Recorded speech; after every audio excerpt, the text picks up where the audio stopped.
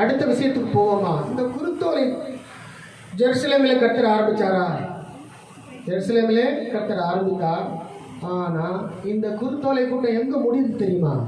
பரலோகத்தில் தான் முடியுது. ஜெருசலேமில் ஆரம்பித்தது தேவனுடைய சமூகத்தில் முடிகிறது.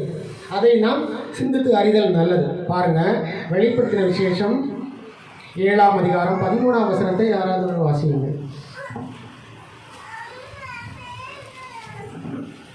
வெளிப்படுத்தின விசேஷம் 7:13. அப்பொழுது மூப்பர்களில் ஒருவன் என்னை நோக்கி, வெள்ளை அங்கிகளை தரித்திருக்கிற இவர்கள் யார்? எங்கிருந்து வந்தார்கள் என்று கேட்டான். அதற்கு நான், ஆண்டவனே, அது உமக்கே தெரியும் என்றேன். அப்பொழுது அவன், இவர்கள் மிகுந்த உபத்திரவத்திலிருந்து வந்தவர்கள். இவர்கள் தங்கள் அங்கிகளை ஆட்டுக்குட்டியானவருடைய இரத்தத்திலே தோய்த்து வெளுத்தவர்கள். இவர்கள் மிகுந்த உபத்திரத்திலிருந்து வந்தவர்கள். இவர்கள் தங்கள் அங்கிகளை ஆட்டுக்குட்டியானவருடைய இரத்தத்திலே தோய்த்து வெளுத்தவர்கள் என்று காண்கிறோம். 9ஆம் வசனத்தில், இவைகளுக்கு பின்பு நான் பார்த்தபோது இதோ சகல ஜாதிகளிலும், பாருங்க இது ரொம்ப முக்கியம், சகல ஜாதிகளிலும், கோத்திரங்களிலும், ஜனங்களிலும், பாஷைக்காரரிலிருந்து வந்து, இது வந்து புறஜாதியார் கூட்டம். தமிழன் இருப்பான், இங்கிலீஷ் பேசுகிறவன் இருப்பான், மலாயம் பேசுகிறவன் இருப்பான், உருது பேசுகிறவன் இருப்பான், அப்புறம் வேறு என்ன லாங்குவேஜ் இருக்குது, ஹிந்தி பேசுகிறவங்க இருப்பான், சகல பாஷைக்காரர். பார்த்தீங்களா? அப்போ புறஜாதியார்கள் என்பது நல்லா புரியுது இல்லை? எல்லாரும் எங்கே நிற்கிறாங்க? பரலோகத்தில் தேவனுடைய சமூகத்தில் நிற்கிறாங்க. சகல ஜாதிகளிலிருந்தும் கோத்திரங்களிலிருந்தும் ஜனங்களிலும் பாஷைக்காரர்கள் வந்ததும் ஒருவனை எண்ணக்கூடாததுமான கூட்டம். அன்கவுண்டபிள் மல்டிடியூட் ஆஃப் பீப்புள், எண்ணவே முடியாது அவ்வளோ ஜனம் அங்கே நின்றுட்டுருக்காங்க. திரளான கூட்டம் ஆகிய ஜனங்கள் வெள்ளை அங்கிகளை தரித்து தங்கள் கைகளில் குருத்தோலைகளை பிடித்து, பார்த்தீங்களா? வெள்ளை அங்கியை போட்டுக்கிட்டு குருத்தோலை பிடிச்சிக்கிட்டு அங்கே நிற்கிறாங்க.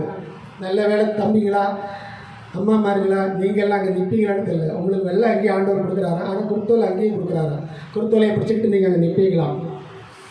பிடித்து சிங்காசனத்துக்கு முன்பாகவும் ஆட்டுக்குட்டியானவருக்கு முன்பாகவும் நிற்க கண்டேன்.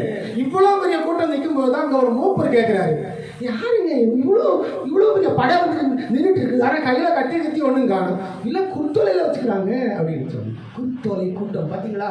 பரலோகத்தில் அதை என்ன பண்ணுறாரு? ஆண்டவர் வெளிப்படுத்தி காட்டுகிறார். யோவானுக்கு அதை என்ன பண்ணுறாரு? ரிப்பீட் பண்ணி காட்டுறாரு. நான் இன்னைக்கு ஜெருசலேமில் ஆரம்பித்தேன் இல்லை, இயேசு கிறிஸ்துவானவர் குருத்தோலை பவனி ஜெருசலேமில் ஆரம்பிக்கும் பொழுது கிபி 33 அறை. ஆனால் யோவான் இந்த தீர்க்க தரிசனம் பார்க்கும்போது கிபி 90 பார்க்குறாரு. 33 அறையில் உள்ளது அந்த விஷயத்தை கிபி 90 என்ன பண்ணுறாரு? ஆண்டவர் என்ன பண்ணுறாரு? பரலோகத்தில் யோவானுக்கு அதை காட்டி கொடுக்குறாரு. அப்படின்னா புறஜாதியார் கூட்டம் இங்கிருந்து அங்கே சென்று நிற்கிறார்கள் என்று அதனுடைய அர்த்தம். அதுதான் அந்த புறஜாதியார் கூட்டத்தினுடைய அந்த நிறைவு பகுதி. அப்போ இது என்னைக்கு நடக்கும்னா, நிச்சயமாகவே இப்போ இனிமேல் வர இருக்கின்ற இந்த 3ஆம் உலக மகா யுத்த காலங்களில் அநேகர் இறந்து போய் அல்லது மரித்து போய் கிறிஸ்துவனுடைய சமூகத்தில் நிற்பார்கள் என்று ஒரு விதத்தில் நாம் யூகிக்கலாம். இல்லைன்னா இந்த நாட்களில் கைவிடப்பட்டவர்கள் கிறிஸ்துவனுடைய அந்த ரகசிய வருகையில் நிறைய பேர் கைவிடப்படுவாங்க. ஏன்னா அறகுறையாக வாழ்ந்துட்டு இருப்பாங்க. அவர்கள் எல்லாரும் கைவிடப்படுவார்கள். அவர்கள் எல்லாரும் கைவிடப்பட்ட பிறகு அந்த கிறிஸ்துவனுடைய அரசாட்சி இந்த பூமியிலே தொடங்கும். டோட்டலிட்டேரியன்னு சொல்லுவாங்க. சர்வாதிகார ஆட்சி இந்த பூமியிலே நடக்கும். பேப்பர் மணி எல்லாம் எரேடிகேட் ஆகி குளோபல் சிஸ்டம், குளோபல் வேர்ல்டு வரும். Global economical system, global ruling system இந்த பூமியில் உருவாகும் பொழுது சாப்பாடு இருக்காது, பசி இருக்கும், ஆனால் என்ன இருக்காது, எதுவுமே வாங்க முடியாது. பசி பட்டினோடு கூட வாழ வேண்டிய ஒரு சூழல், வருமானம் இருக்காது. எல்லாமே ரொம்ப கடினமான ஒரு காலங்களில் இருக்கும் பொழுது அந்த காலத்தில் நெற்றியில் முத்திரை தரிக்காதவர்கள் விற்கவும் முடியாது, வாங்கவும் முடியாது. அப்பேற்பட்ட சூழல்களில் ஒரு கூட்டம் என்ன பண்ணும்?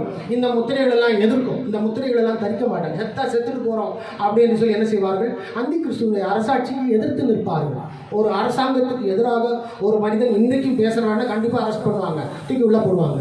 அப்போ அதே மாதிரி ஒரு கூட்டம் அந்த அந்தி கிறிஸ்துவனுடைய அந்த ஆளுகையை எதிர்க்கும், அந்த அராஜக ஆளுகையை எதிர்க்கும். இவர்கள் எல்லாரும் கொல்லப்படுவார்கள். அப்படி கொல்லப்படுகின்ற ஒரு பெரிய கூட்டமாகத்தான் இருக்கும் என்று நான் இங்கு யூகிக்கிறேன். ஏன்னா வெளிப்படுத்தின விசேஷம் 7ஆம் அதிகாரத்தில் இருக்கிறனால அப்படிதான் இந்த கூட்டம் ஒரு பெரிய கூட்டம். அதுக்கிடையில் நீங்கள் அதே அதிகாரத்தில் மேலே பார்த்தீங்கன்னா யூதர்களில் ஒரு 12 கோத்திரம் 1,44,000 பேருக்கு ஆண்டவர் முத்திரை போடுகிற விஷயம் அங்கே இருக்கிறபடினால இது கடைசியாக அந்த அந்தி கிறிஸ்துவனுடைய அரசாட்சியில் நடக்கக்கூடிய ஒரு விஷயமாகத்தான் நிச்சயம் இருக்கும் என்பதை நாம் யூகிக்க முடிகிறது. அதுதான் கடைசி புறஜாதியர் கூட்ட மக்கள் என்பதை நாம் அறிந்து கொள்ள முடியும். ஆகவே வருகின்ற நாட்கள் என்பது ஒரு கொடிதான காலங்களில் நாம் இருக்கிறோம். ரட்சிப்பு என்பது அது ஒரு தலை சிறந்த பரிசு. இயேசுவை ஏற்றுக்கொண்டார். நிச்சயமாக ரட்சிப்பு நமக்கு நம்ம தலைமையில் அப்படியே ஒரு தலை சீராக மாறி ஒரு மகுடம் மாறி நம்ம தலைமையில் உட்கார்ந்துக்கிட்டே இருக்குது. அதை தூக்கி எறிஞ்சிடாங்க. ரட்சிப்பு உங்களுக்கு ஆண்டவர் கொடுத்துட்டாரு. இதை இன்னும் நிறைய பேர் கொடுக்க போகிறாங்க. ஆனால் கொடுத்தவங்க சில பேர் அதை என்ன பண்ணுறதில்ல, பாதுகாக்கிறதில்ல. அதை பிச்சு எறிஞ்சிடுறாங்க, அழுக்காக்கி விட்டுருக்காங்க. அழுக்கானது நமக்கு யாருக்குமே பிடிக்காது இல்லை. எதுவும் அழுக்கான சின்ன பிடிக்குமா? அதே மாதிரி தான் ரட்சிப்புக்குள்ளாடியும் அழுக்குள்ளே வந்துச்சுன்னா ஆண்டவருக்கு பிடிக்காது. பெரிய விஷயம். ஆக இந்த குருத்தோலை பவனி ஜெருசலேமில் ஆரம்பித்து எங்கே முடிகிறது? பரலோகத்தில் அது நிறைவேறுகிறதை நாம் வெளிப்படுத்தின விசேஷத்தில் காண முடிகிறது. ஓகேயா? மிகுந்த உபத்திரவத்திலிருந்து வந்தவர்கள் அப்படின்னா உபத்திரவத்தின் மத்தியிலே அவர்கள் என்ன செய்கிறார்கள்? வருகிறவர்கள், வந்து நிற்கிறவர்கள் என்பது அதனுடைய அர்த்தம்.